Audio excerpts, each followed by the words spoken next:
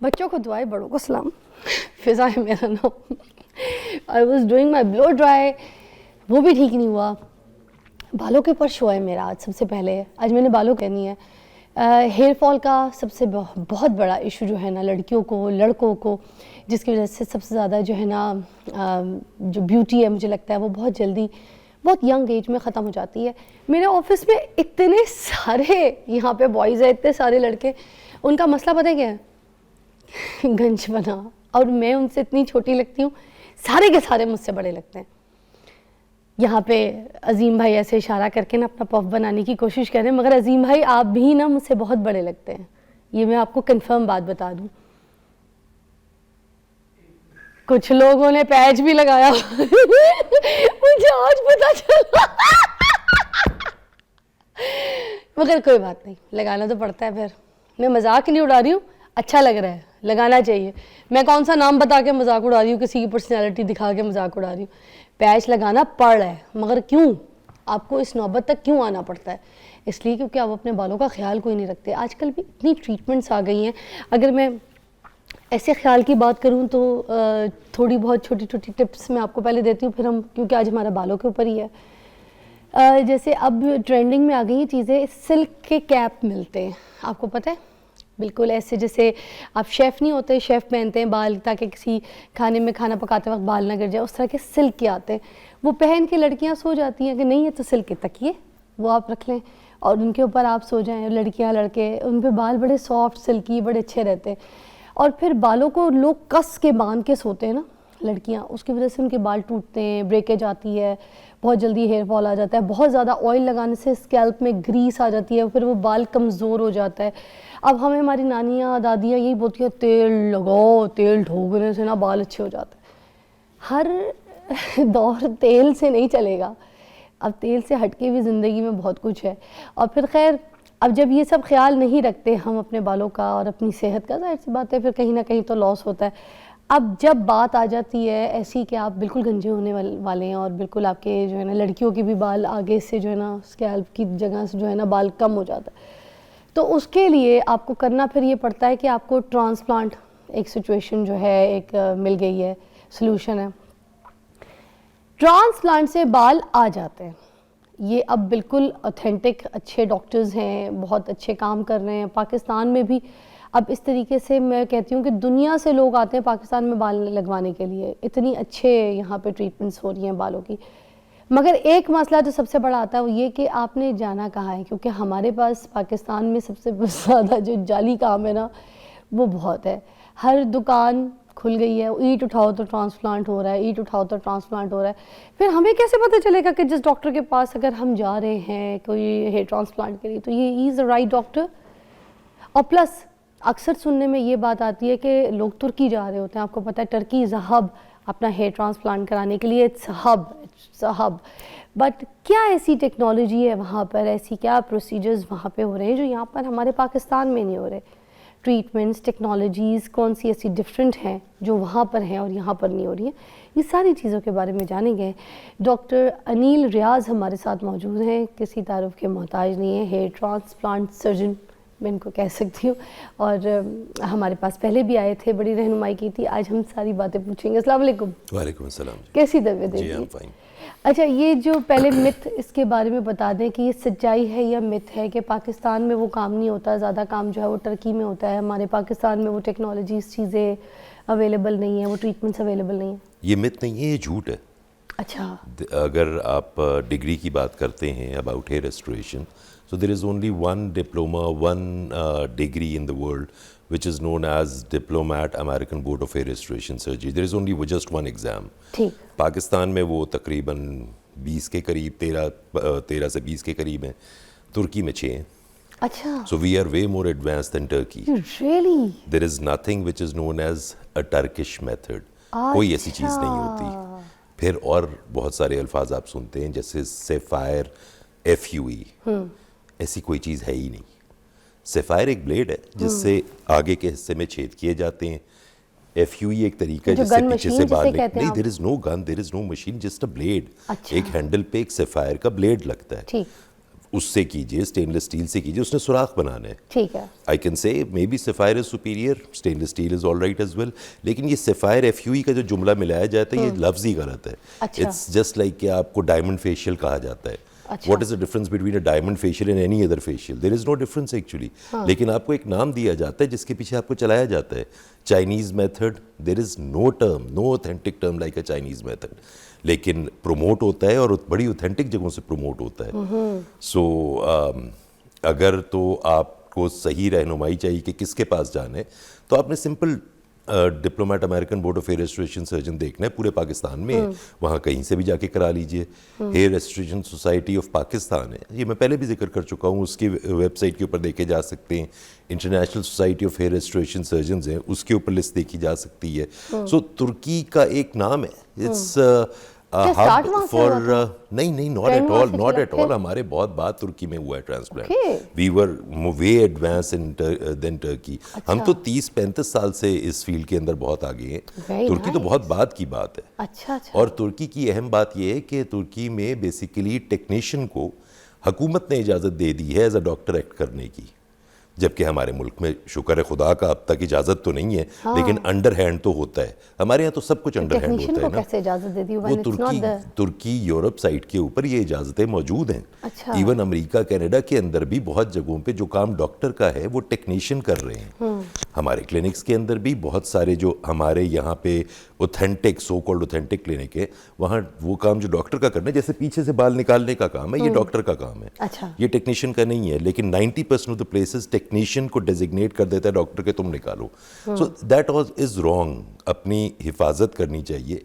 Patient शुक्र है आके पूछने लगा है कि सर्जरी करेगा कौन। सर्जरी के 3 हिस्से हैं। नंबर 1, सर के पीछे से बाल निकालना, चाहे वो ड्रिल मशीन से निकाला जाए, चाहे वो स्ट्रिप से निकाला जाए, ये डॉक्टर का काम है, उसके रूट समेत। It's a technical thing. ये टेक्नीशियन जिसकी तालीम बेसिकली कुछ भी नहीं होती, जिसको हम अपने क्लिनिक्स में ट्रेन करते हैं, और वो जब हमारे पास से ब्रेक ऑफ करते हैं तो वो डॉक्टर बन के, अब मेरे ज़िंदगी में जितने टेक्नीशियंस आए उनमें से मैं नाम गिनवा सकता हूँ कौन कौन डॉक्टर के नाम पे काम कर रहा है मुख्तलिफ जगहों पे, बड़े ऑथेंटिक सेंटर में। अच्छा। खड़े वो होते हैं अपना सेंटर खोल के, डॉक्टर को इनवाइट करते हैं सिर्फ बिठा के चाय पिलाने के लिए, और सर्जरी खुद करते हैं। ऐसे बेशुमार क्लिनिक्स हैं यहाँ पे।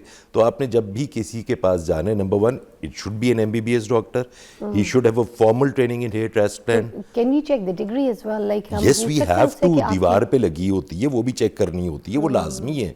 PMDC नंबर, डिग्री, रजिस्ट्रेशन, हर चीज चेक करनी है। और ये भी पूछना है कि जो आप हमें ट्रीटमेंट देंगे वो आप देंगे या आपका अमला देगा? That is the most important thing कि कितना हिस्सा आप कर रहे हैं, अमला। अब ये बड़ी जेन्युइन ऑथेंटिक चीज़ है कि जो मैं सुराख बना रहा हूँ उसमें बाल मेरा टेक्नीशियन डाल रहा है, ये बड़ी जेन्युइन चीज़ है। ये हमेशा से था, यानी मेरे बनाए हुए सुराख में मेरे टेक्नीशियन ने बाल डाल दिया। अच्छा। ये टेक्नीशियन ने करना था शुरू से, ये टेक्नीशियन ने करना था, लेकिन ये बाल निकालना और सुराख बनाना ये सब मेरे काम है।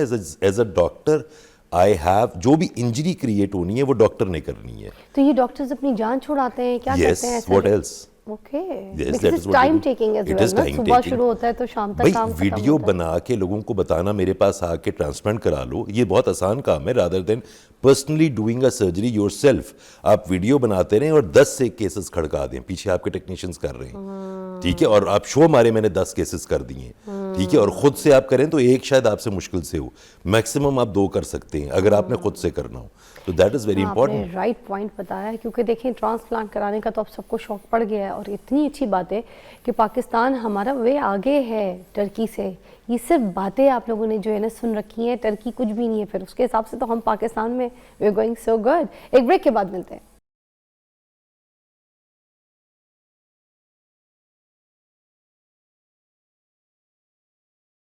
डॉक्टर अनिल रियाज हमारे साथ मौजूद हैं और हम ट्रांसप्लांट के बारे में बात कर रहे हैं। तो नाज़रीन, DHI एक नई टेक्निक आई है, उसके बारे में जानते हैं कि ये क्या चीज़ है। अब DHI बहुत शोर मच रहा है, हर छोटा इदारा DHI के ऊपर बहुत शोर मचाता है। एक पेन चूहे इम्प्लांटर बेसिकली एक चीज़ होती है जिसके साथ डायरेक्टली सुराख बनता है और डायरेक्टली बाल लगता है। It's not the blade cut. Yes, it's a pen जिसके अंदर ब्लेड होता है और ये डायरेक्टली बाल इम्प्लांट कर देता है। अच्छा, ठीक है। सो अगर ये डॉक्टर करे तो बहुत अच्छी बात है, लेकिन अगर ये टेक्नीशियन के हाथ में पकड़ा दिया जाए तो बात तो वही हो गई कि टेक्नीशियन से सर्जरी करवाई जा रही है। If a doctor is doing it, it's one of the best possible things. लेकिन डॉक्टर का मतलब है कि बाल निकालेगा भी पहले वो और फिर लगाएगा भी वो, तो इट गोज़ लॉन्गर। लेकिन जो इस तरह से इसको प्रमोट किया, मतलब किसी भी छोटे से इदारे के अंदर पहले किया जाता है कि जनाब टेक्नीशियंस बैठे बाल निकाल रहे हैं, टेक्नीशियंस ही लोड करके बाल लगा रहे हैं, उसी को वो प्रमोट कर रहे हैं। But if you go for the real चोए इम्प्लांटर, जो इम्प्लांटर टेक्निक है, वो तो महंगा है। वो महंगा है तो इतना सस्ता कैसे फिर ऑफर किया जा रहा है? सो that is again a trick जो कि बेवकूफ़ बनाने के लिए कोई भी टर्म इस्तेमाल कर दी जाती है, और हर पेशेंट फ़ोन करके पूछता है कि जी DHI आप कर रहे हैं कि नहीं कर रहे। बट DHI कर रहे हैं, कर कौन रहा है? अहमियत ये कि कर कौन रहा है। If the surgeon himself is doing it और वो इस टेक्नीशियन को डेजिग्नेट कर रहा है, तब तो सुराग सारे टेक्नीशियन ने बनाए ना। डायरेक्शन बाल की, डिस्ट्रीब्यूशन बाल की सब टेक्नीशियन के हाथ में चली गई। So where is the expertise in that? उसमें एक्सपर्टी का लेवल पे तो कुछ भी नहीं आया ना। So that is all about जी, जैसे मैंने पहले बताया, चाइनीज़ मेथड, टर्किश मेथड, ऐसे कोई अल्फाज नहीं होते। There are 2 words, FUE hair extraction, strip या linear scar surgery, hair extraction जैसे की जाती है, और इम्प्लांटेशन।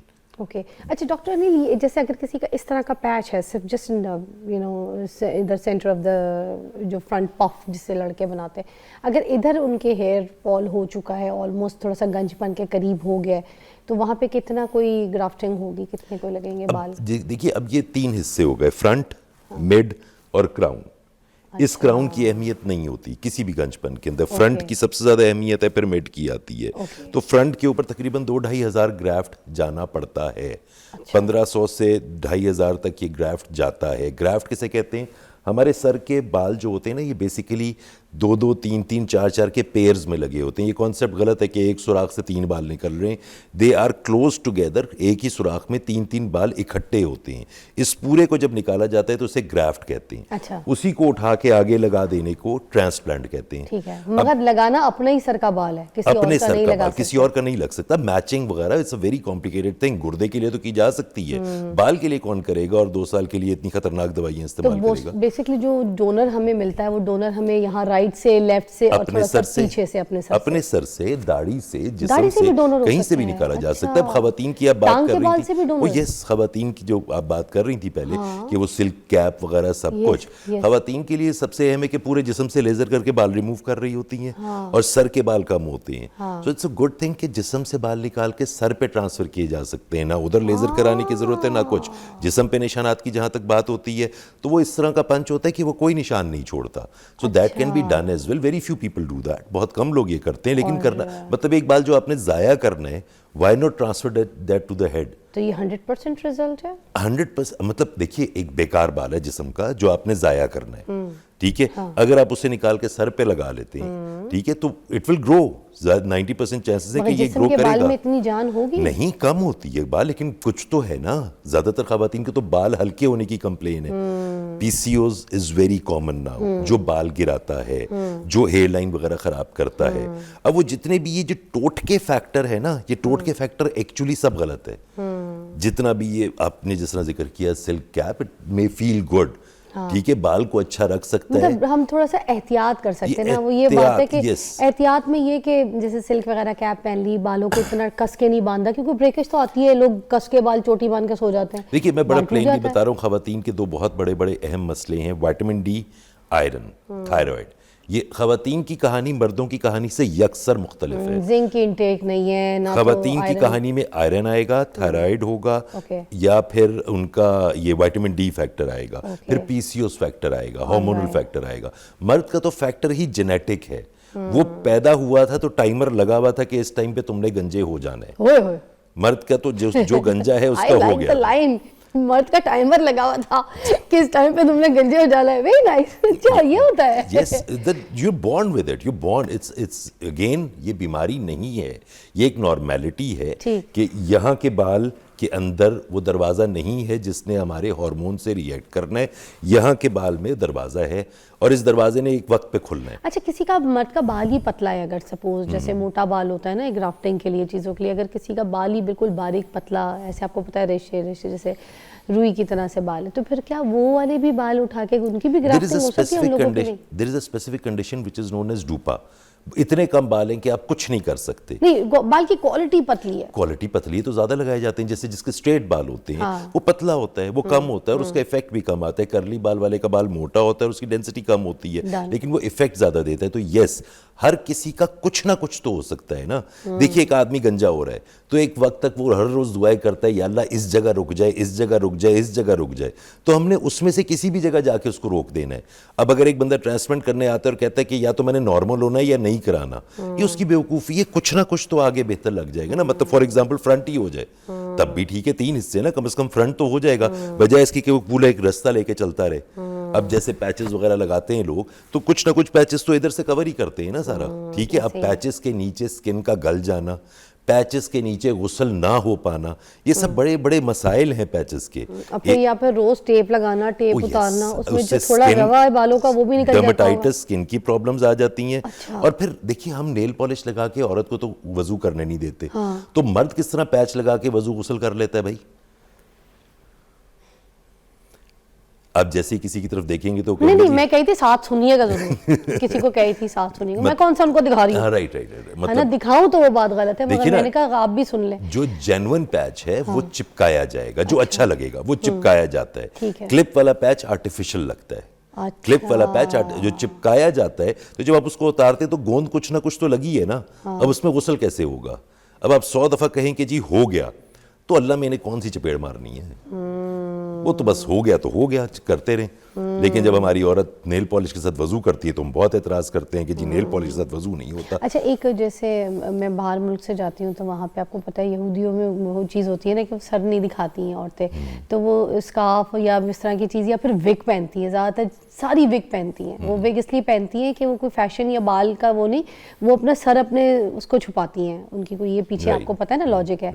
तो उनके सरों में फिर वो हेयर फॉल नहीं होता जो अपने बालों के ऊपर भी एक पूरी विग लगा के? सर को कवर रखने से हमारा जो वेस्टर्न साइड है वो तो बहुत ज़्यादा कहता है कि आपका बाल गिरता है, लेकिन ऐसा नहीं होता। जिसका बाल गिरना है उसका हार्मोनल और सिरम के, जैसे मैंने आयरन बताया, ये इनकी वजह से गिरना है। उसका स्कार्फ करने से, सर को कवर करने से कोई ताल्लुक नहीं है। ठीक है कि हम कहेंगे जी क्योंकि ये हिजाब करती नहीं, है। स्कार्फ करने से नहीं, जैसे मैं कह रही थी कि वो स्कार्फ पहनती है या फिर वो विग पहनती है। विग इज अ टोपी, वो जो खवातीन की विग होती है, इट्स अ टोपी। वो टोपी की तरह की होती है, उसमें कोई चिपकने वाला एलिमेंट नहीं होता। It's just like a cap. चीजें नहीं होती हैं। नहीं, उसमें क्लिप्स होती हैं, वो लगती है। लेकिन एक चीज आपने बड़ी जेन्युइन बोली थी, कस के बांधने वाला बाल। कस के बांधने से जिसे कहते हैं ट्रैक्शन इंजरी होती है, यानी अगर रोज में खींचता रहूंगा तो यहां से मेरा माथा ब्रॉड हो जाएगा। इसको ट्रैक्शन इंजरी कहते हैं। ये खवातीन में बहुत कॉमन है जो कस के बांधती हैं। तो जब बच्चियां मेरे पास आती हैं तो मैं उनको सिर्फ ये कहता हूं कि हिजाब करो, लेकिन उसको ढीला छोड़ के करो, बाल अंदर ढीले छोड़ के बाल करो। कस के जब बांधेंगे तो माथा बड़ा होना शुरू हो जाता है। You are so right. देखिए, ये चीज़ें भी बहुत इंपॉर्टेंट है क्योंकि हम लोग मोस्टली औरतों में होता है कि बाल कस के जूड़ा बांध लेती हैं और उसके ऊपर फिर बहुत सारी चीज़ें लगाती हैं ताकि वो पीछे से जो है ना जैसे एक वॉल्यूम बन जाए, और फिर उसके ऊपर स्कार्फ लेती हैं, तो उससे भी बाल जो है ना बहुत डैमेज और उसमें ब्रेकेज आ जाती है। स्कार्फ जरूर तो स्कार्फ ले, हाँ, बहुत सी जो लड़कियां हैं मैं देखा वो सिर्फ सादा स्कार्फ लेती हैं और वो बहुत खूबसूरत लगती है, लूज सा, बड़ा प्यारा सा।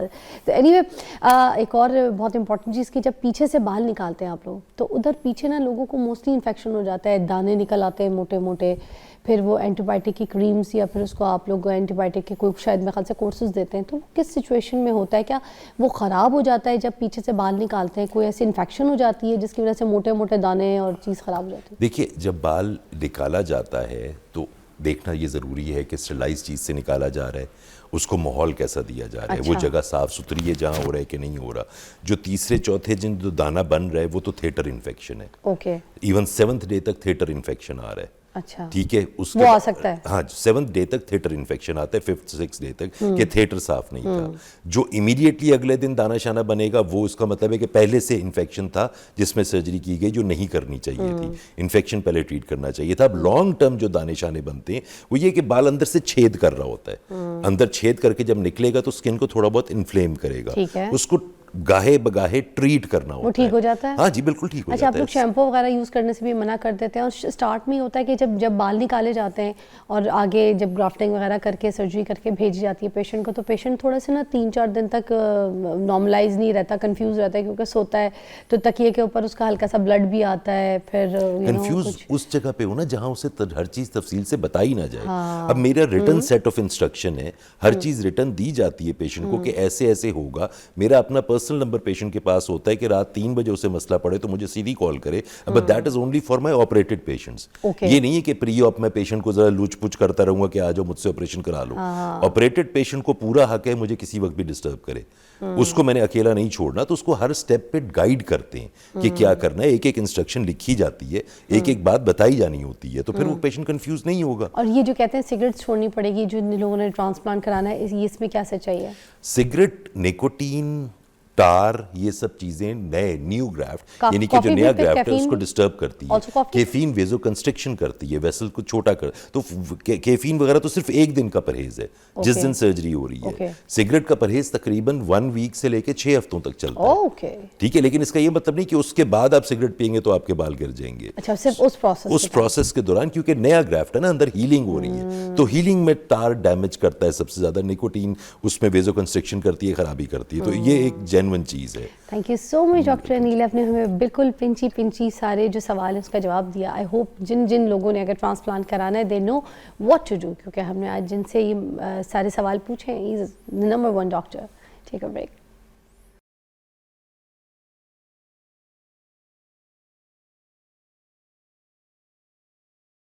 Okay, welcome back, you watching morning with Fiza. नाज़रीन, ज़बरदस्त सेगमेंट है और ये सेगमेंट नॉट टू मिस वाला सेगमेंट है, क्योंकि देखें आज हम बात करेंगे जो जॉइंट पेन होती है उसके ऊपर बात करेंगे।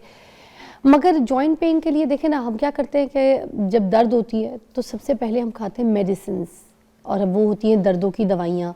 दर्दों की दवाइयाँ जो है ना आपके गुर्दे बिल्कुल फेल कर देती हैं, ख़राब कर देती हैं। ये बात हम सुनते आ रहे हैं और इसमें सच्चाई भी है। मैंने क्योंकि अपनी भी जान पहचान में इर्द गिर्द में लोगों को देखा है, जो लोग बहुत ज़्यादा पेन किलर की मेडिसिन खाते हैं उनके गुर्दे काम करना छोड़ देते हैं, और दूसरा और भी आर्गन्स जो है ना उनके ख़राब होते हैं। ये कोई अच्छी चीज़ नहीं होती, चाहे आप एंटीबायोटिक की बात कर लें या पेन किलर्स की बात कर लें। हम यहाँ पे जो शो लेकर आते हैं, क्योंकि हमारा ये हेल्थ बेस्ड शो है और मैं सेगमेंट्स भी करती हूँ, तो जिसमें मेरी कोशिश ये होती है कि मैं आपको ऐसे लोगों से मिलवाऊँ जो आपको ऐसी दवा दें जिससे कोई नुकसान ना हो, कोई ऐसा नुस्खा आपको बताएं जिससे आपको कोई साइड इफ़ेक्ट ना हो। ठीक है, मैं वो जो किया 5 नुस्खे ना उनके ऊपर अमल नहीं करती, ना ही मैं आपको कहती हूँ कि उनके ऊपर, उन टोटकों के ऊपर अमल किया करें, मगर यस, कोई ऐसे इंसान जिनके पास इल्म है जो आपको अपने इल्म की रोशनी में सही दवाई तजवीज़ करें, क्योंकि हिकमत में बहुत सी चीज़ों का इलाज है, आपको भी पता है, बल्कि बड़ी बड़ी बीमारियों के इलाज जो हैं वो हिकमत में पाए जाते हैं। जहाँ पर बिल्कुल डॉक्टरी फेल हो जाती है वहाँ हिकमत जो है वो काम कर जाती है। तो आज हमारे पास हकीम फरहान साहब मौजूद हैं और वो आज हमें बताएंगे जॉइंट पेन के हवालों से कि अगर कोई हम उसके पर दवाई लगाते हैं तो वो क्या करें, और उसके अलावा अगर हम कोई दवा खाते हैं तो वो क्या खा सकते हैं जिससे हमारे जॉइंट्स मजबूत रहें। अस्सलाम वालेकुम। वालेकुम अस्सलाम रहमतुल्लाहि व बरकातहू। कैसे हैं फरहान भाई? अल्हम्दुलिल्लाह। अच्छा, आपको मैं अभी क्योंकि ब्रेक में मैं नाराज़ हो रही थी, मैं कही थी कि आप आते उस जगह से हैं जहाँ पर आप मेरे लिए आते वक्त नाए जो पाए होते हैं, नलियाँ होती हैं, ऐसा कोई नाश्ता ला सकते हो। आपको पता है मैं शौकीन हूँ, मैं सब कुछ खाती पीती हूँ। तो अब जो इंसान इस तरह की चीज़ें खाता है, ठीक है, और आपको पता है ये शौक़ भी है हमारा, अल्लाह ताला की नेमतें, दिल करता है खाए। मैं तो ये नलियाँ, हड्डियाँ, इसकी यखनियाँ निकाल के भी पीती हूँ। अल्लाह ना करे किसी को कोई जोड़ों का मसला हो जाए, किसी को कोई ऐसे इश्यूज़ हो जाए, तो क्या उसके लिए कारआमद है या फिर बिल्कुल छोड़ दें इनको? औज़ु बिल्लाहि मिनश शैतानिर रजीम मिन हम्ज़िही व नफ़्ख़िही व नफ़्सी। अल्लाहुम्मा सल्लि अला मुहम्मद व अला आलि मुहम्मद। ये जो आपने बात कही, ये चीज़ें बड़ी बेहतरीन हैं हड्डियों के लिए। अगर हड्डियों में से आपकी मिक कम हो गई है, हड्डी टूट गई है, उसके लिए भी बड़ी बेहतरीन है। अगर जॉइंट खाली हो गए हैं, यानी कि जिसे हम कहते हैं ग्रीस ख़त्म हो गई है, मिक ख़त्म हो गई है, उसके अंदर लुब्रिकेशन कम हो गई है, फ्लूइड कम हो गया है, तो फिर उसके लिए ये जो आप जैसे आप कह रही हैं हड्डियों की वो यखनी बना के या पाए वगैरह खाना, ये नहायत मुफीद है। लेकिन अगर पाए खा के आप लेटे रहें तो ये वबाल जान भी है। क्यों? कोलेस्ट्रॉल आपका बढ़ जाएगा, ट्राइग्लिसराइड आपका बढ़ जाएगा, फिर आपका HbA1c भी आहिस्ता आहिस्ता शुगर की तरफ जाना शुरू हो जाएंगे, लीवर फैटी हो जाएगा। तो इससे नुकसान क्या होगा, फिर फैट ज़्यादा जमा होने की वजह से खून की जो शरियानें हैं, वेनें, वो तंग हो जाती हैं, जिसकी वजह से ब्लड प्रेशर हाई होना शुरू हो जाता है। तो इसलिए ये खाएं, बहुत अच्छी ग़िज़ा है। आपकी तो वर्किंग काफ़ी है, इसलिए आप उसको ना डाइजेस्ट कर लेती हैं। लेकिन जिम भी जाती हूँ। हाँ जी, बहुत सारे लोग बड़े मज़े से नाश्ता करते हैं, नाश्ता करके लेट जाते हैं या कुर्सी पे बैठ के काम किया, और वो फिर क्या होता है, डाइजेस्ट नहीं होता। अगर तो आप एक्सरसाइज करते हैं, जिम जाते हैं, वॉक करते हैं, तो फिर ये चीज़ें खाएं। या आप ज़िम्मेदार तबका है या फिज़िकल एक्टिविटी जैसे बैडमिंटन, फुटबॉल या क्रिकेट, आप कुछ ना कुछ फिजिकली एक्टिविटी है। मजदूर तबका तो खा सकता है, क्योंकि वो तो काम कर रहा है, ईंटें उठा रहा है, धूप में काम कर रहा है, रेडी लगा रहा है कोई। बिल्कुल ऐसा। मजदूर तबका बीमार क्यों नहीं जल्दी होता? उसकी बुनियादी वजह उसका डाइजेस्टिव सिस्टम, इम्यून सिस्टम बहुत मजबूत होता है। वो अब उसने जो खाना वो अच्छे तरीके से डाइजेस्ट हो जाता है। और ज़्यादा लोग किससे मरते हैं? जो इस आयत के ऊपर पूरा नहीं उतरे, कुलू वशरबू वला तुसरिफू, खाओ पियो लेकिन हद से तजावज़ ना करो। अब ज़्यादा लोग बीमारियों का शिकार क्यों है? ज़्यादा खाने की वजह से, ओवर ईटिंग की वजह से। ज़्यादा खाने की वजह से इंसान बीमार होता है। जैसे नबी सल्लल्लाहु अलैहि वसल्लम ने फरमाया कि ज़्यादा खाना इंसान को कुंद ज़ेन करता है, ज़ेन को कमज़ोर करता है। आप देखें ना, जैसे रमज़ान का महीना आता है तो उसमें भी हम ज़्यादा खा के बाद में हमसे चला ही नहीं जाता, यानी कि सजदे पे नहीं जाया जाता रमज़ान में उसकी वजह खाना जो है ना, खाना ज़्यादा खा के उसको डाइजेस्ट कर लें तो फिर तो कोई बात नहीं, तो फिर खाना एक लिमिटेड खाना चाहिए। हाँ, और जिन लोगों को ये बात हजम नहीं हो रही तो पहले हजम कर लें, हम ब्रेक के बाद आपको मिलते हैं।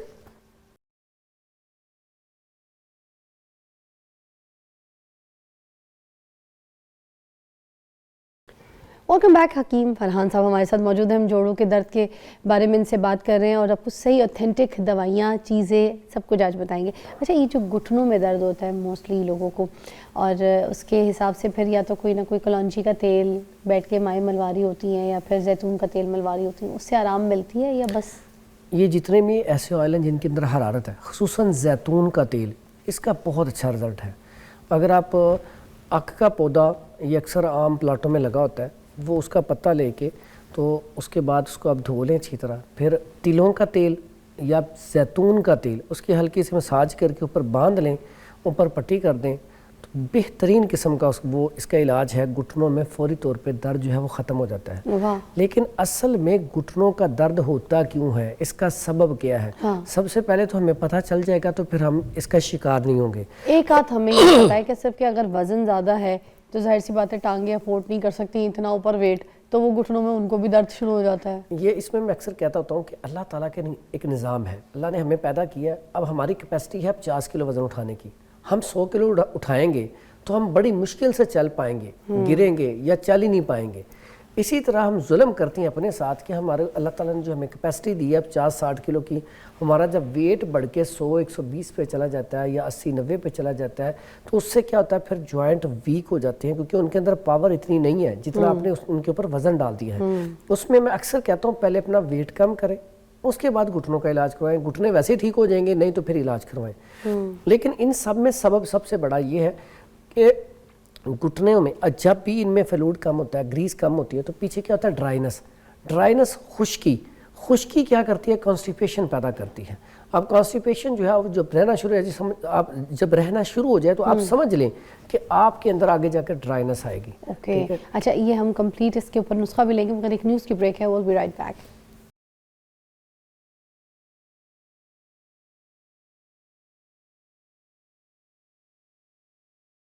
Okay, welcome back. जोड़ों के दर्द के हवाले से हम बात कर रहे हैं, आपकी कॉल्स भी शामिल करेंगे। जिन्होंने पूछना है अगर फरहान साहब से कोई सवाल, कोई ऐसी दवाई, तो आप पूछ सकते हैं। मुझे सबसे पहले तो बता दें, जोड़ों के दर्द के लिए कोई ऐसी तेल, कोई ऐसी मसाज जो आप बता सकें, रेकमेंड घर में लगा सकें। अच्छा, उसमें एक तो पहले घरों में ना लुपरी बनाई जाती थी और उसमें जो चीज़ें इस्तेमाल होती थी, अक्सर औकात जब चोट लगी तो फौरी तौर पे वो लुपरी बना के लगा दी गई जोड़ों के ऊपर, तो फौरी तौर पे दर्द जो है वो खत्म हो पेस्ट को कहते हैं। हाँ जी, वो जो है ना, इसमें ना 2-3 चीज़ें बड़ी सादा सी होती हैं। एक तो अंडा, इसके जो वाइट है ना उस पानी को ले लेना है, और उसके बाद इसमें बड़ी मशहूर चीज़ है, ये 2-3 चीज़ें, ये है जी,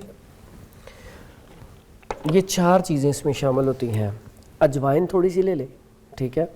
उसके बाद इसमें सूंड ले लें थोड़ी सी, दोनों चीज़ें, सूंड, ठीक है। सूंड के बाद इसमें ये है लोटा सज्जी, इसका नाम है लोटा सज्जी, ठीक है। लोटा सज्जी, हाँ जी। उसके बाद ये मैदा सक, अच्छा, ये 4 चीज़ें लेके इसको थोड़ा सा कूट लें, दरदर सा कर लें। उसके बाद इसमें इसको डाल के ना, तो ये आपकी ना एक ज़बरदस्त पेस्ट सी तैयार हो गई। अंडे की सिर्फ सफेदी हाँ से जी। यूज करनी है हमने, ताकि उसमें बाउंडिंग हाँ आ जी, सके। तो ताकि- अगर स्मेल तो नहीं होगी कुछ? नहीं, कोई स्मेल नहीं होती।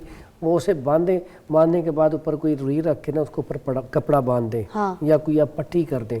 यकीन करें इतना जादुई पेस्ट है ये कि फौरी तौर पे रिलीफ मिल जाता है। मेरे पास अक्सर पेशेंट आते हैं जो हमसे तो खड़ा ही नहीं हुआ जाता, एक ही घुटने में दर्द है और बहुत ज़्यादा शदीद दर्द है। तो आप ये सिर्फ पेस्ट बना के लगा के, तो ये आप ना 1 दिन लगाएं, 2 दिन लगाएं, तीसरे दिन बिल्कुल ठीक, और पहले दिन इतना फ़र्क आता है कि सुबह आप चलने के काबिल हो जाते हैं। वाह, ये तो जादुई नुस्खा हो गया, ठीक है। बेहतरीन चीज़। और मसाज के लिए कोई तेल? मसाज के लिए बड़ा बेहतरीन ऑयल है। उसमें हम क्या करेंगे, सबसे पहले इसमें लेंगे रतन जोत। ये आम 50 स्टोर से मिल जाती है और सस्ती सी होती है, ठीक है। ये अक्सर हम देखते हैं कलर जो है ना, ऑयल जितने भी दर्द वाले होते हैं वो हल्का सा कलर होता है रेडिश, ठीक है, उसमें ये इस्तेमाल होती है। और इसके साथ फिर हम क्या करेंगे, ये रोगने जैतून लेंगे, मछली का तेल लेंगे, मछली का तेल, अच्छा, इसको हम क्या कहते हैं? मछली का तेल, कार्डिक ऑयल भी कहते हैं। Okay, fish oil, fish oil भी कहते हैं। ये दोनों ले लें 50-50 ग्राम। उसके बाद तिलों का तेल ले लें 50 ग्राम, ठीक है। ये 3 चीज़ें, और रोगने बादाम भी ले लें 50 ग्राम। ये 4 ऑयल लेके ना, इसमें आपने क्या करना है, इसको जला लेना थोड़ा सा, यानी कि इसमें से आप थोड़ा सा तकरीबन को 20 ग्राम, अगर ये 50-50 ग्राम है तो 20 ग्राम ये जला लें। अब आपका ऑयल तैयार हो गया। इसमें तारपीन ऑयल, हाँ जी, तारपीन ऑयल 25 ग्राम डाल के इसको रख लें, छान के पुन के रख लें। इतना ज़बरदस्त है कि आपको मोहरों का मसला है, आपके जॉइंट पेन है, आपके पट्ठों में खिंचाव है, आपके सर्वाइकल पेन है, ओवरऑल जहाँ पे भी आपके दर्द है, इसे हल्का सा मसाज करना है, मालिश नहीं करनी ज़ोर से। जब भी आपके पेन हो हल्का सा मसाज करें, और थोड़ी देर तक मसाज करते रहें ताकि हरारत अच्छी तरह पहुंचे और जज़ब हो जाए तेल। उसके बाद पट्टी भी अक्सर लोग करती हैं तो बड़े ज़ोर से करती हैं। पट्टी जब करनी है ऊपर रुई रख के बिल्कुल नॉर्मल हाथ के साथ वो पट्टी कर लें। ब्लड सर्कुलेशन को रोकना नहीं है, उसको कसना नहीं है। अक्सर क्या करते हैं, वो कस लेते हैं, उससे फिर स्वेलिंग आ जाती है। वो अक्सर का देखा है कि आपने पट्टी करवाई तो पाँव सूज जाता है, उसकी बुनियादी वजह खून की सर्कुलेशन स्लो हो जाती है। तो यहाँ पे आपने हल्का सा इसको पट्टी को कर लेना, उससे भी फौरी तौर पर रिलीफ मिल जाता है जोड़ों के दर्द के हवाले से। ठीक है। इसके बाद ऐसा होता है कि हम कहते हैं कि अब पेशेंट आता है अक्सर का, जी डॉक्टर ने कहा जी घुटने चेंज करवा दें। अब घुटने चेंज करवाना हल नहीं है। जो अल्लाह ताला ने एक नेचुरल चीज़ पैदा कर दी है उसका मुकाबला हम ये मसनूई चीज़ों से नहीं कर सकते। तो उसमें बड़ा बेहतरीन इलाज आपको बताता हूँ, और आज से नहीं, ये सदियों से नुस्खा चलता आ रहा है। ठीक है, अक्सर औकात लोग बताते नहीं है। मतलब ये आप तब की बात बता रहे हैं कि अगर रेकमेंड कर दिया किसी डॉक्टर ने कि घुटना बदला ज़रूरी है, तो अब उसको अगर रिप्लेस ना करें तो ये सिचुएशन हो जाएगी, तब भी लगा सकते हैं? तब भी मैं कहता हूँ कि ये आप जो मैं बता रहा हूँ ना इलाज, ये इलाज शुरू कर लें इंशाल्लाह अल्लाह के हुक्म से 2-3 माह के बाद आपका घुटना बिल्कुल ठीक होगा, आपको चेंज नहीं करवाना पड़ेगा। फौरन बताएं, बेहतरीन चीज़ है जी। अगर जिसने अपना घुटना बदल ही नहीं कराना उसके लिए फरहान साहब बता रहे हैं नुस्खा, प्लीज़ नोट कर लें। इसमें ये देखें, ये जिस तरह घुटना होता है ना उसी तरह ही बना हुआ है, इसकी शेप चेक करें। हाँ, घुटने जैसी है। और ये सुरंजा शीरी है, ये ले लें 50 ग्राम। सुरंजा शीरी, एक बार देख लूं मैं किस, देख लें। एक सुरंजा तलक होती है, एक सुरंजा शीरी होती है। अच्छा, ये शीरी वाली ले लें 50 ग्राम। ठीक है, ओके, वाकई बिल्कुल जैसे एक घुटना होता है, जस्ट लाइक दैट, ये सी। उसके बाद इसके साथ आप मिला लें सूंड। आम अक्सर मिल जाती है, कोई मुश्किल चीज नहीं है, आम घर में पड़ी होती है, यही अदरक की सूखी, और यही सूंड भी कह सकते हैं, सूंड भी कह सकते हैं, खुशक अदरक भी कह सकते हैं। ठीक है, ये इसके नाम है। क्योंकि मैं आजकल इसका एक कावा पी रही हूँ, इसलिए मैं ये कह रही थी कि सेम शक्ल है इनकी। उसके बाद बेसिकली सूंठ, अदरक खुश्क, जो खुश्क है वो ही है ना, ये बिल्कुल बिल्कुल। ओके। उसके बाद ये फिलफिल स्याह, काली मिर्च। काली मिर्च, अच्छा। इसको भी, ये तीनों चीजें होगी 50-50 ग्राम। चौथी चीज है अश्वगंधा, ये भी कितनी करनी है, 50 ग्राम। अच्छा, ठीक है, अब ये भी 50 ग्राम। 4 चीजें 50-50 ग्राम लेके इसका फाइन पाउडर करके 1000 mg का कैप्सूल भर लें, सुबह शाम एक कैप्सूल नीम गर्म दूध के साथ, और दूध में अगर थोड़ी सी हल्दी मिला ली जाए तो बड़ा बेहतरीन रिजल्ट हो जाता है। ये इस्तेमाल करें, रिजल्ट पहले दिन मिलेगा। हल्दी का मुझे थोड़ा सा क्लियर करते हैं, क्योंकि कुछ लोग जो है ना वो किचन वाली हल्दी को जब इस्तेमाल करते हैं तो उनको उसमें सीने में जलन होती है और उनको बदहजमी भी होती है, डाइजेस्टिव उनका थोड़ा सा सिस्टम ख़राब रहता है फिर। तो ये अगर किचन वाली हल्दी ही इस्तेमाल कर ली जाए तो? मैं बताता हूँ, हल्दी जो है किचन वाली ही इस्तेमाल करनी है, लेकिन किचन वाली हल्दी हम अक्सर कहते हैं कि आप ताज़ी लेके उसके काट के उबाल के खुशक करके, पैकेट वाली नहीं, जो आप बाजार से लेती हैं अक्सर औकात उसमें मिलावट होती है, उससे तो कोशिश करें जो मिलावट वाली वो जलन करेगी। अच्छा। कैसी बात है, हल्दी जलन का इलाज है, क्योंकि जलन होती है इन्फेक्शन से, ड्राइनेस से, खुश्की से। हल्दी क्या करती है, जख्मों के ऊपर मरहम पट्टी का काम करती है, मरहम का। तो हल्दी से तो जलन खत्म होगी, जलन पैदा नहीं होगी। लेकिन अगर ओरिजिनल हल्दी है तो ये बेहतरीन इलाज है। ये केमिकल वाली, बाजारों वाली, पैकेटों वाली हल्दी को इस्तेमाल ना करें, उससे होती है एसिडिटी, उससे मसले आते हैं। इसमें बाज़-औक़ात एक जो है ना, जैसे आपने बताया अदरक का कहवा, अगर आपके जॉइंट पेन है, बहुत ज़्यादा पेन हो रही है, आप सुबह उठे हैं, आपने रात कोई बीफ खा लिया या बिरयानी खा ली स्पाइसी, तो सुबह उठे हैं आपके हैंड जो ये मुठ्ठियाँ बंद नहीं हो रही, ठीक है, तो बहुत ज़्यादा पेन हो रही है, तो उसमें फिर हम कहते हैं सौंफ, अदरक और सब्ज़ इलायची का कहवा पी लिया जाए। मेरा ख्याल है ज़्यादा से ज़्यादा 5 मिनट भी ज़्यादा है, इससे पहले ये हाथ आपके बिल्कुल एक्टिव हो जाएंगे। उसके बाद पुदीना, अजवाइन और सौंफ, इसका कहवा भी जोड़ों के दर्द का बेहतरीन इलाज है।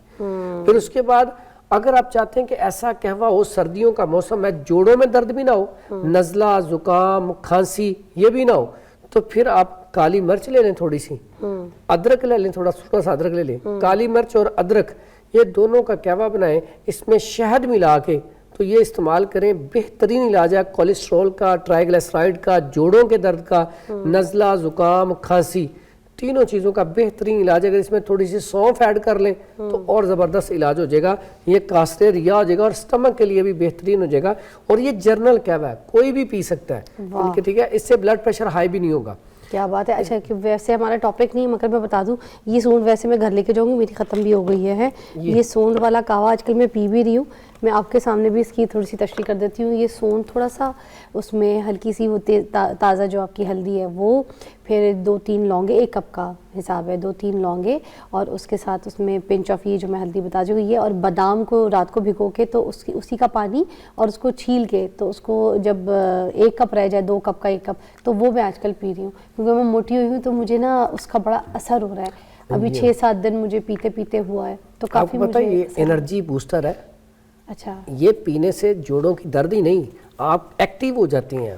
आपके पट्टों में अगर खिंचाव रहता है, आपके जिस्म में दर्द रहता है, सुस्ती काहली रहती है, खून की सर्कुलेशन को बेहतर करता है। तो ये जो आप पी रही हैं ये बेहतरीन चीज़। और बादाम क्या काम करेगा, क्योंकि बादाम इसका अर्क है, तो मैं थोड़ी सी ये डेफिनेशन भी देना चाहती हूँ कि ये क्या एग्जैक्टली। अच्छा, बादाम जो है ना, अल्लाह ने उसमें जो ऑयल रखा है ना, आपकी बॉडी के लिए, आपका दिमाग जो है ना, ये नर्वस सिस्टम, अगर इसमें रतूबत ना हो तो इंसान तो किसी काम का नहीं है। जब भी देखें इंसान के अंदर खुश्की आती है और बच्चे पढ़ रहे होते हैं, पहले देखिए बच्चे जो हाफिज होते थे, हिफज करते थे, उन्हें माँ बाप क्या करते थे, हम भी छोटे होते थे, हमारी वालदा रात को भिगो देती थी 3 जो है, तो वो गुलियां वो छील के बादाम की गिरी और उसको ना सुबह 2-3 पीस खा लिए। तो क्या करते थे, दिमाग को तेज करते थे, बालों के लिए। तो ये और ज्यादा इफेक्टिव हो जाता है बालों के लिए, आंखों के लिए, नजर के लिए। ये जो बाल है ना मेरे, ये देख लें इधर, ये इसीलिए भी शायद अच्छे हो रहे हैं।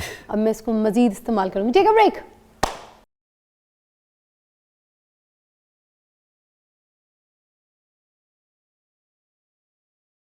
Welcome back. हम लोग जोड़ों के दर्द का इलाज पूछ रहे हैं हकीम फरहान साहब से। ये एलोवेरा किस लिए यहाँ पे है? ये एलोवेरा जोड़ों के दर्द का बेहतरीन इलाज है। अगर इसमें से हम इसको थोड़ा सा छील लें, बीच में से जो इसका निकलता है गुद्दा सा, इसे ले लें और सूजी, 1 किलो सूजी ले लें, सूजी, और आधा किलो ये ले लें। इसका गुड़ के अंदर हम गुड़ डाल के, तो गुड़ के अंदर इसका अगर सूजी का हलवा बनाया जाए, इतना कमाल का है। ऐसे पेशेंट जिनके जॉइंट में पेन है, जोड़ों में दर्द रहती है, अगर ये हलवा बना के खाएं, एक तो सूजी का हलवा जब बनाएंगे, तो वैसे तो सूजी का हलवा मशहूर है ना कि उलमा ही खाते हैं, लेकिन दर्दों का बेहतरीन इलाज है।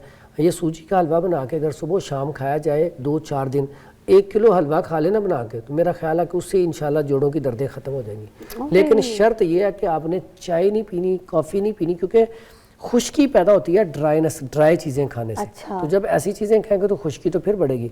ये हलवा खाएं, कमाल का है, इसमें एलोवेरा और सूजी और गुड़, 3 चीज़ें हैं सिर्फ। मुकम्मल कितना सादा सा नुस्खा है, और घर में सूजी भी मैं कहती हूँ A to Z सब कुछ मिल जाता है सूजी खाने वाले। बेहतरीन चीज़ है। और ये एलोवेरा भी आपको देखें घर परचेज नहीं करनी पड़ेगी, अक्सर घरों में लगी होती है, ये तो किसी को भी कहने मिल जाती है। हकीम साहब जैसे कुछ लोगों को बहुत दिल करता है रोज सुबह नाश्ते में कोई सूजी खा ले, ये कर ले ना, और अच्छी भी चीज़ है, मगर उसमें थोड़ा सा मोटापा भी होता है, तो ये इसके बिल्कुल बारे ऐसा। में बता दें कि अगर कैसे खा सकते हैं? हाँ, डेली इस्तेमाल ना किया जाए कोई भी चीज़ है, कसरत आप कभी कभी बना के खाएं, उसके अंदर बादाम की गिरी और मेवा डालें और देसी घी में बना के खाएं। अच्छा। खा ली है, फिर आप वर्किंग करें, डाइजेस्ट करें, फिर मोटापा नहीं पैदा ये करें। जो आप वर्किंग कह रहे हैं ना, आज आपने कोई एक्सरसाइज भी बतानी है मुझे, ठीक है, जोड़ों के दर्द के हिसाब से खास तौर पे मुझे आज ये पता करना है कि जो हिकमत है, जब वो ये कह रहे होते हैं ना हिलो जुलो बरकत है, वर्किंग करो, ये करो, तो उसमें ये भी आपने आज बताना है हमें कि कोई एक्सरसाइज आप लोग भी बताते हैं? अच्छा, एक्सरसाइज बिल्कुल हम बताते हैं। अगर आप एक्सरसाइज के देखें ना तो एक्सरसाइज मुख्तलिफ है। हाँ। ये आप बैठे हैं ना ऐसे, ये देखें, ये पाँव आप ये घुटने की ना, ये देखें, हाँ, उस तरफ थोड़ा करके दिखाइएगा इसमें जी, कैमरे ये को क्लोज देखें, करें। ये देखें, ये आप घुटने हैं, हाँ। ये आप ऐसे घुटने, पहले ऐसे एक साइड को, फिर उसके बाद ये अब घुटनों की है, फिर पाँव की आप करेंगे। एक मिनट मैं भी करूंगी, साथ चलें करें। हाँ, ये सिर्फ ये। घुटने, ये ओके, पहले आपने राइट साइड पे, ओके। फिर आपने ऐसे लेफ्ट साइड पे, ठीक है, ओके। दोनों साइडों पे करें। फिर उसके बाद आप पाँव, अगर आप पाँव करना चाहते हैं बेहतरीन है, ये देखें, ओके। पहले आप राइट साइड को ऐसे करते रहें, फिर लेफ्ट साइड को ऐसे करते रहें। ये पाँव की बेहतरीन एक्सरसाइज। ऐसे हाँ। पेशेंट जो कहते हैं हमारे पाँव सुन्न होते हैं, ठीक है, हमें पाँव में जलन भी बड़ी रहती है, खून की सर्कुलेशन स्लो होने के लिए पाँव वाली एक्सरसाइज बड़ी अच्छी है। उसके बाद हाथों की आप आए तो हाथों की, तो ये आप ओवरऑल ये इस जॉइंट की फ्रोजन शोल्डर, ऐसे अफराद जिनको हो गया तो ये एक्सरसाइज बेहतरीन है। ये एक्सरसाइज फ्रोजन, इसी तरह फिर से वापस घुमाएं। ठीक है। अगर आप ये एक्सरसाइज, इसमें एक और बहुत ज़बरदस्त चीज़ है, कमर की दर्द के लिए, लंबर की दर्द के लिए। अगर क्या? आप रुकू करते हैं, अक्सर लोग रुकू करते हैं तो ऐसे खड़े होते हैं, ऐसे हाँ। नहीं, जो सही तरीका है वो ऐसे है। आप जब बिल्कुल कमर ऐसे सीधी करते हैं, ये देखिए यहाँ पे खिंचाव पैदा होगा। हाँ, होता है अब इस ये जगह पे ना, हाँ जी, टांगों को पीछे की तरफ प्रेशर। हाँ जी, पीछे की तरफ जब प्रेशर पीछे की तरफ करेंगे ना, ये देखें, ये फिर रुकू भी सही हो गया, आपके जॉइंट भी बिल्कुल फिट रहेंगे, ये आपके मसल्स भी ठीक रहेंगे, कमर का दर्द आपको नहीं होगा कभी भी। अच्छा, और कितनी आराम आती है एकदम से वाकई जब फौरी तौर नमाज पे करो relief तो। है। हाँ, अगर आप सजदा भी सही करें, रुकू भी सही करें, तो मैं समझता हूँ आपकी एक्सरसाइज पूरी हो जाती है। सही है। अगर आप अच्छे तरीके से करें तो ये एक्सरसाइज आप करेंगे तो इससे आपके जॉइंट बेहतरीन रहेंगे। वैसे ही देखें, जो गाड़ी खड़ी रहे, आप नई गाड़ी ले लें, उसे आप चलाएं ना, खड़ी रहे, तो खड़ी खड़ी उसे जंग लग जाएगा, खराब हो जाएगी। इसी तरह जो लोग खाना खाया बैठे रहे, वर्किंग है ही नहीं, उनके जॉइंट जो है वो फिर सख्त हो जाते हैं, क्योंकि वो वर्किंग तो करते ही नहीं। तो वो इसी तरह जैसे जंग लग गया, जम गए हैं। अगर आप सुबह नमाज पढ़ के तो आप थोड़ी सी एक्सरसाइज कर लें, इसमें अज़कार भी कर सकते हैं, अज़कार करते रहें, साथ साथ आप एक्सरसाइज कर लें। अब एक्सरसाइज में ऐसे अफराद जो कह रहे हैं हमें वेट भी कम करना है, तबीयत भी बिल्कुल फ्रेश रहे, तो उसके लिए भी बड़ी ज़बरदस्त एक एक्सरसाइज है। लेकिन एक्सरसाइज सारी करने से क्या होता है, आपकी पूरी बॉडी रिलैक्स हो जाती है। जब पूरी बॉडी रिलैक्स होती है, खून की सर्कुलेशन तेज हो जाती है। हम क्या करते हैं, हम दवाइयाँ खाती हैं खून की सर्कुलेशन को तेज करने के लिए, पेन किलर, वो सुन करती हैं, जिससे फिर किडनी खराब होती है, आपका दिल कमजोर होता है, दिल के अटैक की तरफ तबीयत चली जाती है। उसमें हमें चाहिए कि उसकी जगह पे, क्योंकि पेन किलर का जैसे ही असर खत्म होता है, बंदे की तबीयत डाउन हो जाती है। वो कौन सी एक्सरसाइज है? अच्छा, इसमें ना अगर आप अपने आप को, ये देखिए, ये एक्सरसाइज बेहतरीन है। ये देखिए यहाँ पे ना ऐसे अगर आप करते हैं तो इसके लिए, ये पेट के लिए, ये ऐसे करने के बाद फिर आप 10 दफा करने के बाद ये ऐसे कर लें इसको। ओके, ये थोड़ा सा ये वाला राइट एंड लेफ्ट। ओके, हाँ जी। और इसके बाद हार्ड, बहुत सारे लोग, ये मेरे वालिद साहब को मसला था तो उन्होंने की, मैं आपको ना बड़ी जबरदस्त एक एक्सरसाइज करके दिखाने लगा हूँ। ये देखें, आप मुझे एक्सरसाइज करके दिखाएं, मैं आप ऐसे गिन लें। अच्छा, ये देखिए, ये हार्ड की एक्सरसाइज है। ये जो है ना, यहाँ पे अगर आप ये मुट्ठी इस तरह बंद करके यहाँ पे ऐसे ऐसे करेंगे तो ये हार्ड से आप देखेंगे फौरी तौर पे, रियली फौरी तौर पे फर्क।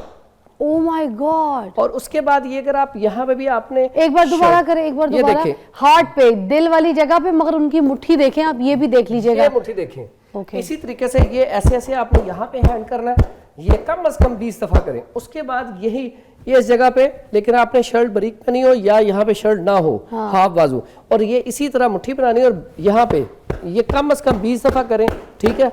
उसके बाद यही इस जगह पे करें कम अज कम 20 दफा। इससे इंशाल्लाह ठीक करने के फौरन बाद आप करके देखिए, आप इससे क्या होगा?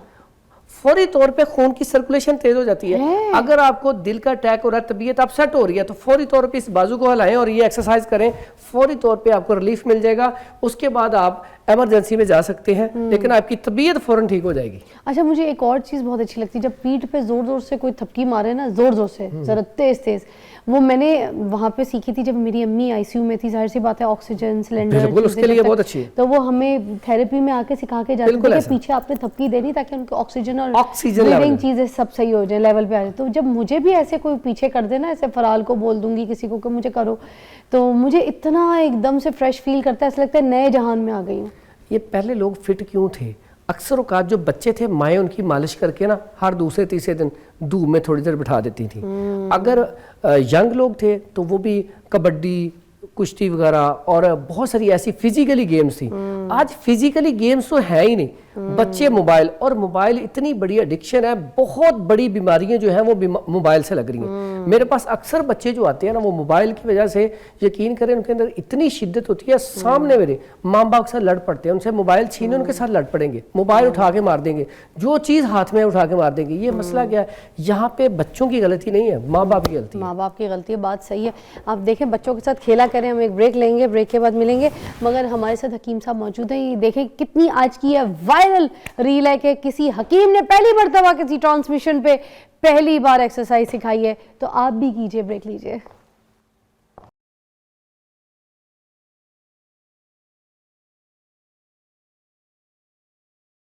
आज का शो जोड़ों के दर्द के लिए ज़बरदस्त हमें नुस्खे मिले हैं, एक्सरसाइजेस बता दी आपने माशाल्लाह से, ऑयल्स बता दीजिए।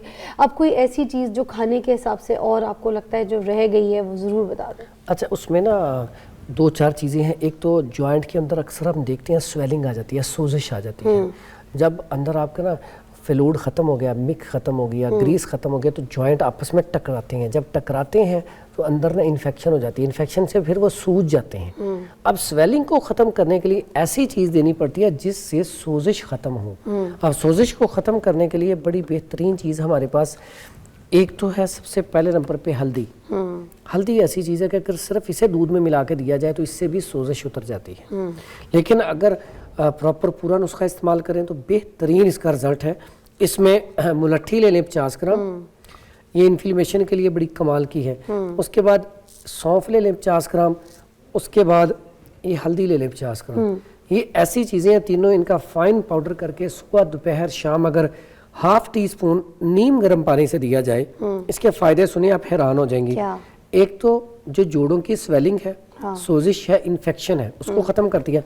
लंग्स के अंदर इन्फेक्शन है, बलगम रेशा है, नज़ला ज़ुकाम है, गले के अंदर खराश है, टॉन्सल्स है, आंतों की इन्फेक्शन है, यूटीआई की इन्फेक्शन है। यानी कि देखें एक चीज़ से कितने ज़्यादा इलाज क्या बात है। तो ये जो है ये इस्तेमाल करेंगे तो इंशाल्लाह उम्मीद है कि ये जो सोजिश है वो फ़ौरन उतर जाएगी। उसके बाद ये बेहतरीन चीज़ है फ्लैक्सीड, अलसी। अलसी अगर आप आधा चम्मच, यानी कि इतनी का आप अलसी अगर डेली खा लें पानी के साथ, तो आपके जॉइंट पेन होगी नहीं। खाना है या फिर खाने के लिए बेहतरीन खाना है? मुझे ये आम साफ है दुल्हे? हाँ जी साफ है, ये साफ है। ये आप वैसे ही आप खा के पानी पी लें ऊपर से, बस तो अटकेगा तो नहीं? कुछ नहीं, ट्राई कर लूं? बेहतरीन है, साथ पानी है आपके पास। हाँ ये बेहतरीन है। अच्छा ऐसे मुंह में रहना। अच्छा लोग इसको पक्की की रहना। हाँ जी आप पानी पी लो, पी लें। ये इतना ज़बरदस्त एनर्जी बूस्टर है। गले में अटका तो नहीं है? ये आपके हेयर के लिए, आपके जॉइंट के लिए अच्छा कमाल का नुस्खा। लोग अक्सर इसे इस्तेमाल करते हैं, इसका शैम्पू बना के इस्तेमाल करते हैं बालों के लिए। सैलेड में भी इसको खा रही हूँ। अच्छा मुझे टेस्ट की भी आदत हो गई है, कितने मजे का टेस्ट भी है इसका। ये आपको इंशाल्लाह इसकी ना पिन्नियाँ भी खिलाएंगे।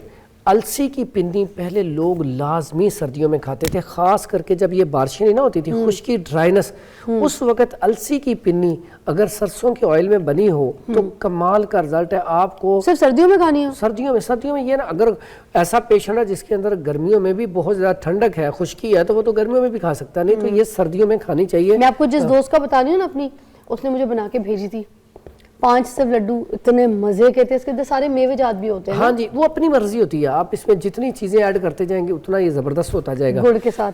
अच्छा हाँ जी, उसके साथ ये गुड़ में बनाया तो ज़बरदस्त होता है। आपने हमें क्यों नहीं बना के सिखाया, ये हमें क्यों नहीं बताया? ये आपके फैन सारे तो इधर बैठे होते हैं, इधर क्यों नहीं बताया था? फैन को पंजीरी बना के दिखा दी थी हमने, खिला अब ये भी आप पंजीरी भी आपने बहुत अच्छी बताई थी, मैं तो घर पे भी ट्राई कर ली, जबरदस्त। फिर आपने अपना टेस्ट नहीं चेक कराया कैसी बनाई है? ऐसी बनी थी जैसे आपने बनाया। तो ये है कि ये अलसी की पिनिया में किसी दिन बना देंगे, थोड़ा सा प्रोसीजर लंबा होता है, थोड़ा सा मेहनत वाला काम था, ये भी किसी दिन करवा देंगे। डन। अच्छा, जोड़ों के लिए ना अक्सर ऐसे अफराद जिनके ना जॉइंट में से गम कम हो गई है, उसके लिए ये बड़ा ज़बरदस्त किस्म का नुस्खा है। गूंद कतीरा ले लें 50 ग्राम, गूंद किकर ले लें 200 ग्राम, और इसके अंदर कमर कस डाल लें 50 ग्राम। 3 चीज़ें। अब इसका फाइन पाउडर करके ना आधा चम्मच छोटा वाला अगर दूध के साथ इस्तेमाल किया जाए तो कुछ अरसा इस्तेमाल करने के बाद जो आपके जॉइंट में से आपने टेस्ट एक्सरे करवाए थे ना कि वहाँ पे ग्रीस नहीं है, गम नहीं है, तो वो इंशाल्लाह अल्लाह के हुक्म से पूरी होना शुरू हो जाएगी, वो ठीक हो जाएगी। ये बेहतरीन। और अक्सर औकात है आम रूटीन में आपने देखा है फुल मखाने, लोग पहले इसको सिर्फ और सिर्फ पंजीरी में डालते थे, तो ये भी बड़ी बेहतरीन चीज़ है कमर दर्द के लिए, जोड़ों के दर्द के लिए, बड़ा कमाल का नुस्खा है। इससे भी आप 4-5 दाने दूध में भिगो दें, गर्म दूध में, सुबह वो दूध पी लें, बेहतरीन। चलता फिरता बच्चों का सीरियल है, तो बच्चों को भी खिलाए। मैं बच्चों को तो फिट करने के लिए, सेहतमंद रखने के लिए बेहतरीन चीज़ है। हाँ, ये दूध में सिर्फ इस तरह से ना इसको ऐसे थोड़े से आप ब्राउन कर ले तवे पे हल्का सा, जब ये सौता हो जाए थोड़ा सा, तो बस आप बच्चों को जो दूध में सीरियल डाल के देते हैं ना, this is a very good serial. अभी ट्राई करके देखिए, आपके बच्चों के लिए बड़ा अच्छा है। अच्छा, थैंक यू सो मच, बहुत ज़बरदस्त शो। फरहान साहब आज आप छा गए, आज आपने जो है ना वो कहते हैं ना लूट लिया, मेला लूट लिया। इतना अच्छा शो था। जोड़ों के दर्द के लिए प्लीज़ ट्राई कीजिए, अपनी सेहत का ख्याल कीजिए। हम आपको ब्रेक के बाद मिलते हैं। Thank you so much.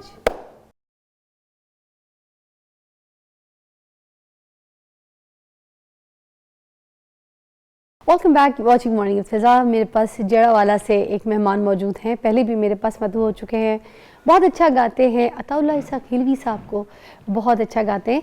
नियाजुल्लाह Niazi साहब, अस्सलाम वालेकुम। वालेकुम सलाम। कैसी तबीयत है? ठीक ठाक, शुक्र। घर में सब सही है? हाँ, करम करम सुन रब दा। माशाल्लाह। तो आज आप हमें क्या सुनाएंगे? कौन कौन से गाने तैयार करके लेके आए? तकरीबन जेड़ा जेड़ा कहोगे लाले दा सुनाई जावांगे इंशाल्लाह। लाला को बहुत प्यार करते हैं आप? जी मिलने जाते हैं लाला से? जी जी हैं? जी। क्या कहते हैं आपको वो? मैं एक रेस्टोरेंट ਦੇ ਅੰਦਰ ਗਾ ਰਿਹਾ ਸਾਂ ਤੇ ਉੱਥੇ ਲਾਲਾ ਜੀ ਫੈਮਿਲੀ ਸਮੇਤ ਆਏ ਸੀ ਖਾਣਾ ਖਾਣ ਵਾਸਤੇ ਹੈ ਤੇ ਉਹਨਾਂ ਨੇ ਸੁਣ ਕੇ ਤੇ ਮੈਨੂੰ ਫਿਰ ਵੇਟਰ ਨੂੰ ਉਹਨਾਂ ਨੇ ਕਿਹਾ ਕਿ ਇਹਨੂੰ ਸਟੇਜ ਤੋਂ ਥੱਲੇ ਲੈ ਕੇ ਆ ਮੇਰੇ ਕੋਲ। ਹਾਂ। ਉੱਥੇ ਫਿਰ ਉਹਨਾਂ ਨੇ ਮੈਨੂੰ ਆਪਣੇ ਕੋਲ ਬਿਠਾਇਆ ਤੇ ਮੈਨੂੰ 5000 ਨਜ਼ਰ ਕੀਤੇ ਉਹਨਾਂ ਨੇ कि बहुत अच्छा। वाह, जी, क्या बात है। चले फिर हमें फिर सुनाए ना कोई अच्छा सा लाला जी का जो आपको बहुत पसंद हो। है चले।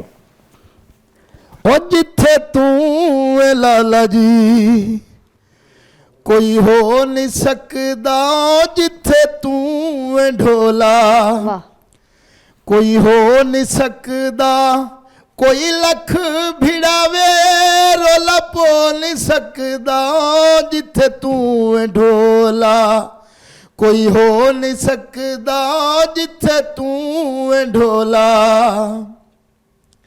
दीदार दे चा दिल दे मरीजा झट प्यार दे चा दिल दे मरीजा हो जिन्नू तू हसावें ओ रो नहीं सकदा, जिन्नू तू हसावें ओ रो नहीं सकदा, कोई लख भिड़ावे रोला पो नहीं सकदा, जिथे तू है लाला जी वाह, कोई हो नहीं सकदा, जिथे तू है ढोला।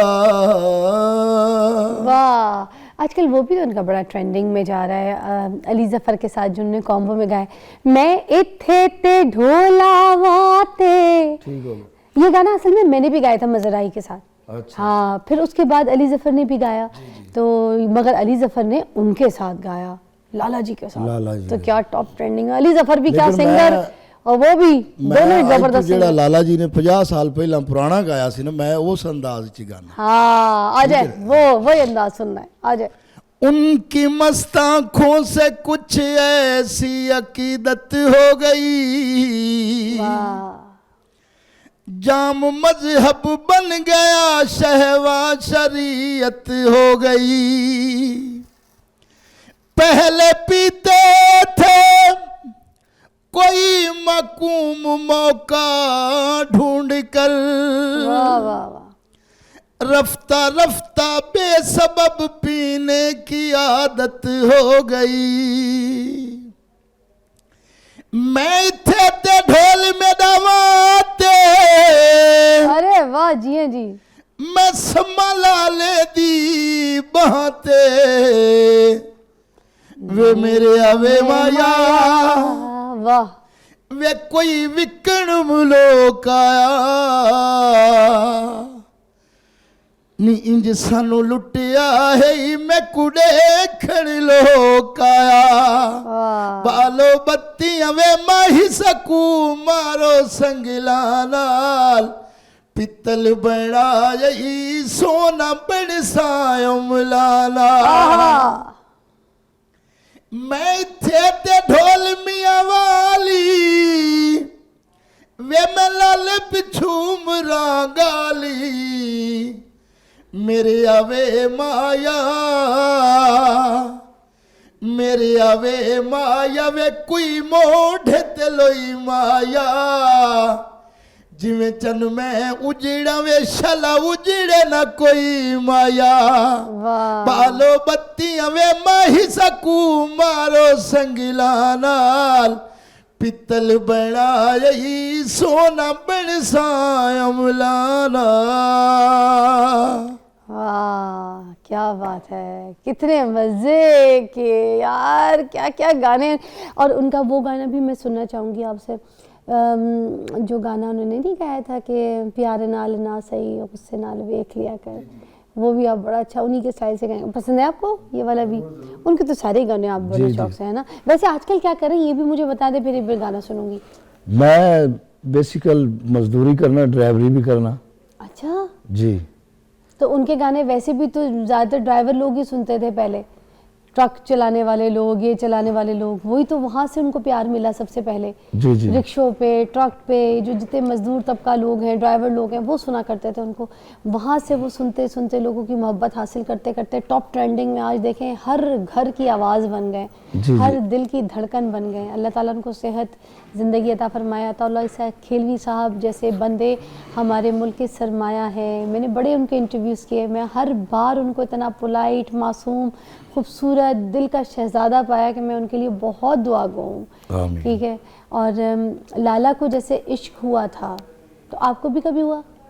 देखो जी, लाले नूं जिन्हें गाना है, पसंद करना है, उसे इश्क ना हो नहीं सकता। वो हो नहीं सकता, उन्हें इश्क जरूर है। तो कोई लब्बी सी इश्क हुआ नहीं नहीं, सानू जेड़ी लब्बी सी सानू तो छड़ के चले गई ना। क्यों? शादी हुई थी? हाँ जी। शादी बनाई थी? नहीं नहीं। क्यों? नहीं, ਉਹਦੇ ਨਾਲ तो मेरी शादी नहीं हुई, किसी और के नाल हो गई। किसी और। मगर वो आपको समझती है, प्यार करती है आपसे? हाँ जरूर। बस तो अल्लाह ताला ने आपके लिए फिर वो बेहतर लिखी थी। हाँ बिल्कुल बिल्कुल, जो आपको मिली है। हाँ जी। मैं ना बेसिकल ਅਸੀਂ ਜੜ੍ਹਾਂ ਵਾਲੇ ਸ਼ਹਿਰ ਦੇ ਵਿੱਚ ਨਾ ਇੱਕ ਸੈਲਮਾ ਸੀ ਰੌਕਸੀ। ਹਾਂ। 1991 ਦੇ ਵਿੱਚ ਇੱਕ ਸੁਲਤਾਨ ਰਾਈ ਸਾਹਿਬ ਦੀ ਫਿਲਮ ਆਈ ਸੀ ਠੱਗ ਬਦਮਾਸ਼। ਹਾਂ। ਤੇ ਮੇਰੀ ਉਦੋਂ ਏਜ ਸੀ ਕੋਈ 12 ਤੋਂ 13 ਸਾਲ। ਹਾਂ। ਤੇ ਮੈਂ ਆਪਣੇ ਭਾਈ ਨਾਲ ਫਿਲਮ ਵੇਖਣ ਗਿਆ ਜੜ੍ਹਾਂ ਵਾਲੇ ਸੈਲਮੇ ਤੇ ਉੱਥੇ ਉਸ ਫਿਲਮ ਦੇ ਵਿੱਚ ਲਾਲਾ ਜੀ ਦਾ ਗਾਣਾ ਸੀ ਕਮੀਜ਼ ਤੇਰੀ ਕਾਲੀ ਨੀ ਸੋਹਣੇ ਫੁੱਲਾਂ ਵਾਲੀ। ਵਾਹ, ਕਿਸ ਹੀरो के ऊपर थी? ਉਹ ਗੋਰੀ ਸੀ ਅੰਜਮਨ ਦੀ ਭੈਣ, ਉਹਦੇ ਨਾਲ ਪਿਕਚਰਾਈਜ਼ ਹੋਇਆ ਸੀ ਲਾਲੇ ਤੇ। अच्छा। ਉਹਨੇ ਅੱਗੇ ਡਾਂਸ ਕੀਤਾ ਸੀ। तो सुने हमें फिर वो भी सुनाना है। ਜੀ ਜ਼ਰੂਰ। ਉਹ ਮੈਂ ਫਿਲਮ ਵੇਖੀ ਤੇ ਉਸ ਤੋਂ ਬਾਅਦ ਫਿਰ ਮੈਂ ਨਾ ਕਿਸੇ ਨੂੰ ਹੋਰ ਸੁਣਿਆ, ਨਾ ਕਿਸੇ ਨੂੰ ਪਸੰਦ ਕੀਤਾ, ना किसी और नु गाया। अच्छा, तो चले आज वही वाला फिर दौर वापस लाते हैं, जरा सुनाए फिर वही कमीज़ तेरी काली। उसका वो भी आपने बोलना है जो शुरू की शायरी है, कमीज़ तेरी काली। उससे पहले वाले जो शेर है वो भी बोलना है आपने। उसमें शेर नहीं है, फिल्म के अंदर शेर। फिल्म वाले में? अच्छा ठीक, ऐसे वाले में तो है, वो बोलते थे निभावे वसे तू वलैत असा करनी नी रहत आसा तेनू लेके जाना है मियां वाली कमीज तेरी काली नी सुन फुलां वाली ਤੂੰ ਪਹਿਲਾਂ ਪਾਵੇਂ ਤੇ ਨਖਰੇ ਦਿਖਾਵੇਂ वाह ਉਹ ਰੱਬ ਕਰੇ ਸਾਡਾ ਮੇਲ ਕਦੀ ਆ ਜਾਈ ਸਖੇਲ ਸਾਨੂੰ ਬੈਣ ਦੇ ਜ਼ੁਲਫਾਂ ਦੀ ਛਾਵੇਂ हाय ਕਮੀਜ਼ ਤੇਰੀ ਕਾਲੀ ਨੀ ਸੋਹਣੇ ਫੁੱਲਾਂ ਵਾਲੀ ਨੀ ਰੰਗਲੀ ਮਹਿੰਦੀ ਤੂੰ ਲਾਲ ਏ ਮਹਿੰਦੀ वाह ਉਹ ਸੋਹਣੀ ਰੱਜ ਕੇ ਤੂੰ ਸੋਹਣੀ ਨਹੀਂ ਉਹ ਤੇਰੇ ਜੀ ਕੋਹਣੀ ਤੈਨੂੰ ਤੱਕਿਆ ਕਲੇਜੇ ਠੰਡ ਪੈਂਦੀ ਕਮੀਜ਼ ਤੇਰੀ ਕਾਲੀ ਨੀ ਸੋਹਣੇ ਫੁੱਲਾਂ ਵਾਲੀ